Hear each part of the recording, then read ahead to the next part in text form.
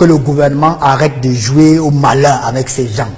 Et il n'y a aucun pays au monde où on joue avec des terroristes. Les gens qui bavardent là sur Facebook, parfait ici. Kabylie, c'est en Algérie, non? Et devant l'indépendance, non? On ne tue pas les gens là-bas, on tue. Quand il s'agit de rétablir l'ordre et que vous êtes considéré comme un terroriste, on vous tue. La Casamance, c'est au Sénégal. Est-ce qu'ils ne réclament pas l'indépendance?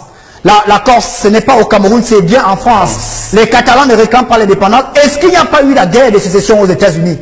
Mais que les gens arrêtent. Que le gouvernement mette en place des mesures répressives fortes. Si les gens font des marches comme celle qui se passe en ce moment, on les laisse. Qu'est-ce qu'on va faire contre une maman qui marche avec ses arbres en main? Non, on la laisse marcher pacifiquement puisqu'elle a 4 personnes pour le moment. Mais je suggère au gouvernement, de mettre l'état d'urgence dans toute la partie anglophone du Cameroun. État d'urgence. À 19 h, tout le monde est chez lui. C'est à 18 h qu'il commence la fête à Bamenda. Je dis qu'on mette l'état d'urgence dans toute la partie anglophone du Cameroun. À partir de 19 h, on ferme tous les bars. Et l'état d'urgence en question a un préalable, c'est qu'il y ait des rafles dans toute la partie anglophone du Cameroun. Même les maisons des ministres ont été visitées. Pourquoi? Parce que ici, est-ce que tu vois la symphonie, l'harmonisation? On dit qu'il y a un marche à Kumba, il y a un marche à Mouyouka, il y a un marche à Limbe. Ça veut dire qu'il y a un travail de préparation qui a été fait. Non. Nous sommes tous Camerounais. Pour le moment, on peut être content parce que je vois les anglophones, même chez nous ici, qui sont contents que non, c'est bien, c'est bien, c'est bien. Mais quand on placera une bombe dans une école qui tuera les anglophones eux-mêmes, et puis cette histoire d'anglophonie, n'a-t-on pas un stagiaire actuellement à Vision 4 qui est de Goumou, qui est au Dex anglophone? Vos enfants ne font-ils pas l'école le petit Atango sera-t-il anglophone ou francophone? Toutes mes filles sont dans les écoles anglophones. Je pense que nous sommes tous d'accord qu'au Cameroun, il y a une sorte, un mépris qui est reconnu. Je le connais, qu'il y a comme une sorte de mépris vis-à-vis des anglophones, mais on ne peut pas résoudre des problèmes en créant d'autres. Ce n'est pas possible. On ne doit plus négocier avec les terroristes.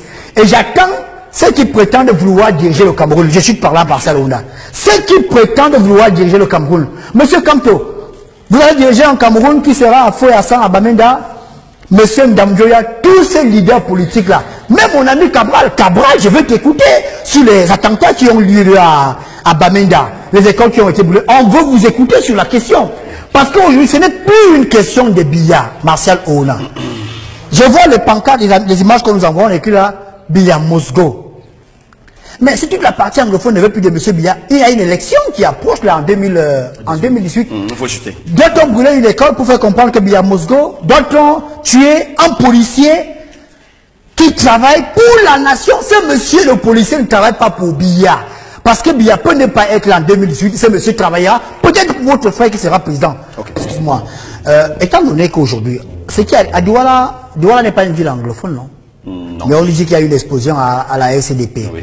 Et je constate que plusieurs francophones comme Obama reconnaissent qu'il y a un problème anglophone au Cameroun. Et je le redis encore, il y a un problème anglophone. Dieu merci, le président Biya nous a donné raison. Mais j'ai quand même l'impression que tous les anglophones sont d'accord avec ce qui arrive à Bamenda dans les attentats. Ça veut dire que même ici à Yaoundé, les quartiers réputés pour être des quartiers anglophones doivent être surveillés. Ce qui arrive à Douala nous parle. Si à Douala on pose des bombes artisanales, il est fort possible qu'ici à Yaoundé on ait également des situations similaires.